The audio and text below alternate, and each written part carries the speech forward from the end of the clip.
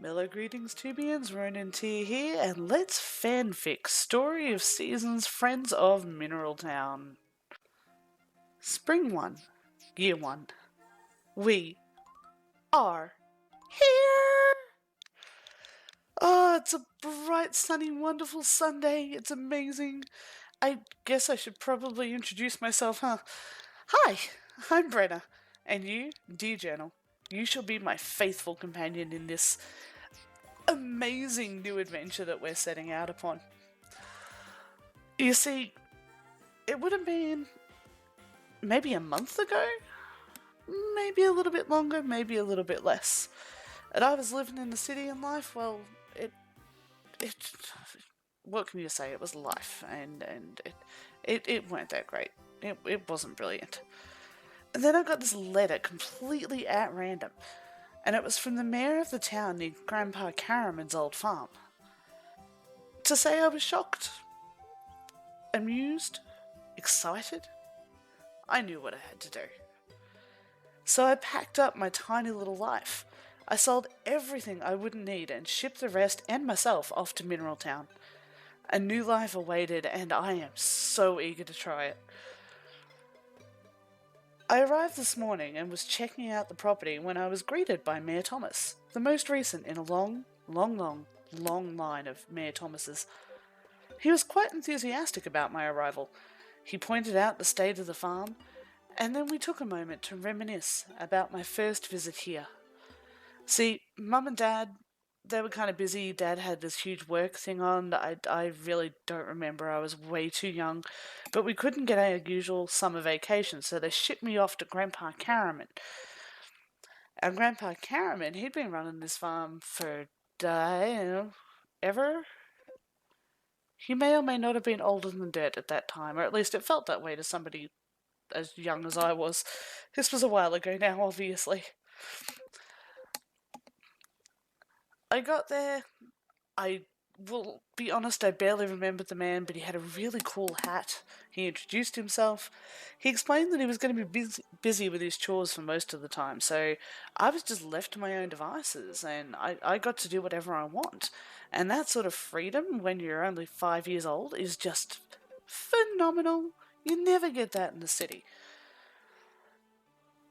I ran around the place, I chased the cows, I chased the chickens, I even learnt to fish, which was just so much fun. There was horse riding, it was an amazing time, and every night before I'd go to bed, I'd doze out listening as Grandpa scratched away in his journal. I remember that summer I made a friend, a child who was around my age. Oh, they'd ask me a million questions about what life was like in the city with all the traffic and the people, and I in turn would ask them a million questions about what life was here in the country. How did they deal with it always being so quiet? Except for the bugs. The bugs were so loud.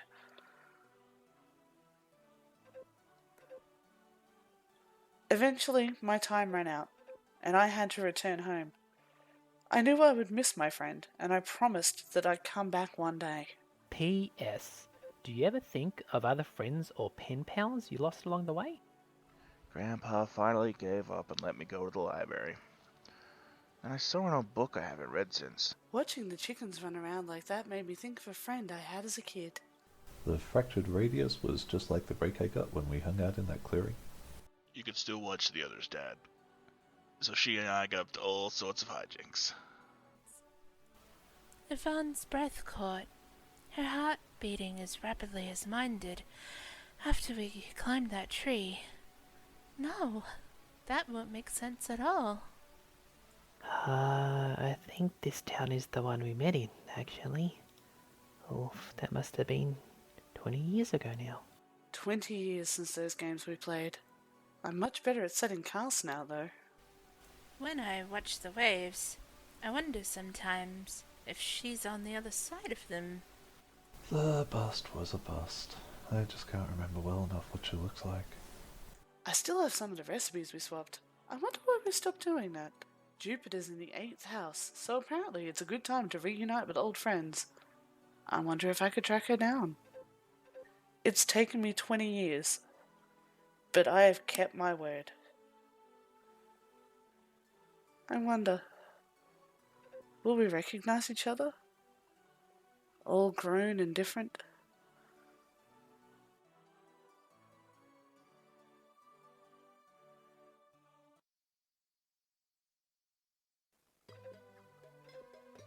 After our little chat, Mayor Thomas asked me if I was serious about wanting to take up farming. Of course I agreed to give the life a try. I wasn't going to pass this opportunity up, and it can't be worse than life in the city. And then Mayor Thomas, asked me to name the farm. Apparently Grandpa Caraman had never registered properly. I decided to call it Highland. Reading Scottish romance novels is a kind of quiet addiction of mine. I'm just going to leave that one there, Journal. You don't need to know anymore. The mayor suggested I rest up after my journey, so after he left, I checked out the house, I unpacked, and once I have finished writing this, I'm going to go to sleep. I'll be honest, there's not a lot here, but it's building blocks. We have the clay. Now we just need to make something great out of it. This is going to be amazing. Night, Journal.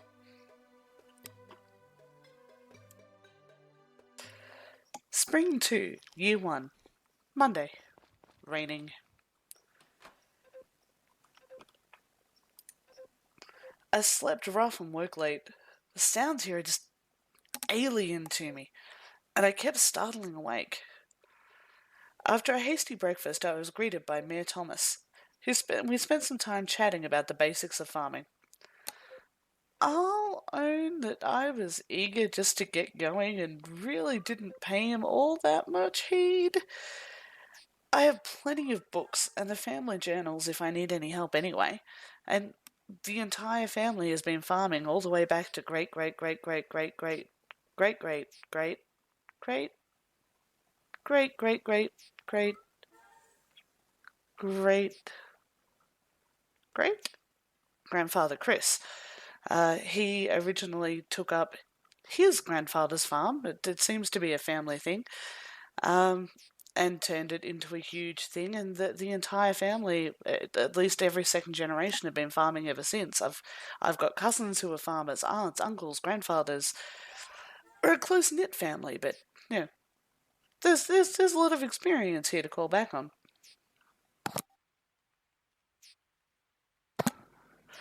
After we got through our little chat, him telling me about how to take care of crops and tend livestock, and I zoned out at that point. I don't remember much else. I just really wanted to get going, Journal. I am so sorry. I owe the hat an apology. I owe the mayor an apology. Oh, God. Anyway, we finished up our chat, and I reassured him that I had learned much from his wisdom. And at that point, he randomly decided to give me a pedometer. Not sure why. Is he trying to tell me that I'm a little bit chunky? Do I look fat to you, Journal? No? Okay. I'll wear it anyway, because if I run into him in town, it'll make him it'll make him happy. That's all good, right? That's totally what we do here. Not here to make friends. I'm here to grow crops. Anyway, after he left, Mr. Zack came by and introduced himself. He's in charge of shipping for the town, and he took the time to explain to me how it all works. You put the stuff in the shipping bin, and he's going to come by and collect it unless it's a holiday or he's not in the right mood or... Okay, I shouldn't mock him. Zach seems like a really decent dude and someone that I potentially want to focus on befriending. I feel like having the guy who's in charge of the shipping and making sure that my stuff gets to market as a friend would be a good idea. Yeah, we're gonna do that. We're totally gonna do that.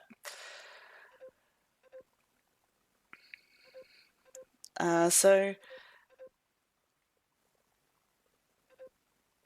after we had our little chat, I familiarized myself with the shipping bin, and I stopped to check the tourist map that Mayor Thomas had given me. I wanted to see if it would actually list the trading times for the local stores. Because I remember reading something was it Great Uncle Eddard's or Great Aunt Kira's? It said that you want to be sure when the shops are open and closed. So I double checked, and that map did have the times on it. And the general store, the one place in which I can buy seeds in this town, they don't have any other kind of farmer market. I think there are a couple of other farms here. What's going on, guys? Is actually closed on Tuesday. So if I don't get there today, I'm not going to be able to plant anything out till Wednesday. That's just not good enough. So I stopped. I checked the post because I could see a little letter sticking out of it. And come on, go the small town gossip. The letter was from a Mr. Gotts, and he was telling me that if I need upgrades or anything to the house to go see him. Honestly, I don't have the money or the resources to worry about that right now, Journal, so we're just not going to bother. After that, I absolutely bolted for the grocery store. And can I ask, why is it so far away? And the only thing that's further away from my house is the church. Highly impractical. Fortunately for me, it is raining today, so I didn't have to worry about watering, which is great. But it also kept all the folk away, so I didn't get stopped too much on my way there. I met Jeff the storekeeper. He seems a bit of a sorry sort, Journal. All anxious and downtrodden.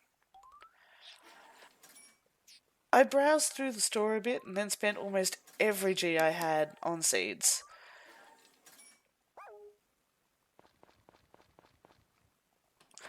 It'll be worth it. It'll so be worth it. And then I raced back home and I got to work.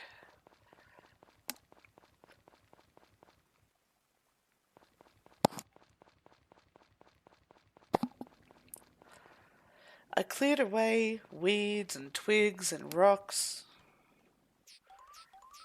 I tilled 3 new plots. And can I say, Journal, nobody tells you how hard it is to till ground. I have read all of the family journals. All of them. Going all the way back to great, you know what, we're just going to call him great-grandfather Chris because my hand's getting a cramp in it. I've read them all. And nobody ever says, tilling sucks. Breaking up rocks, yeah, that's not too bad. There's a kind of satisfaction in it. You get that smash. It's amazing. Scything away at weeds, yeah, that's just a swing and a miss. It actually feels kind of giddy-like. Maybe that's just because I'm still really overexcited. I'm not sure. But tilling. Oh, tilling. Tilling hurts. It hurts, Journal. But I did it. I cleared the area. I tilled out 3 plots worth. So for the record, so that you understand, and for future generations that may be reading this, to me, a plot is a 3x3 square in which I plant seeds. What determines a square? Don't ask. You'll work it out when you bust out your own till thing. What's that called again? Ah, yeah. You'll work that out when you bust out your own hoe.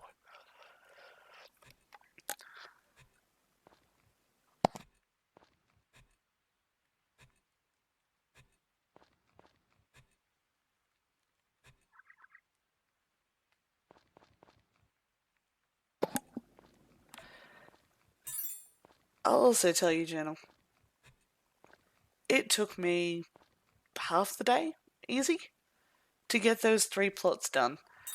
But done I did.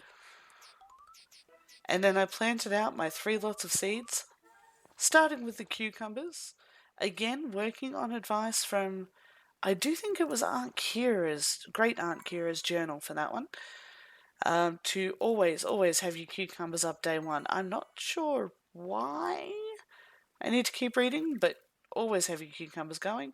And I also planted out some potatoes and some turnips, because, you know, what's a farmer without turnips?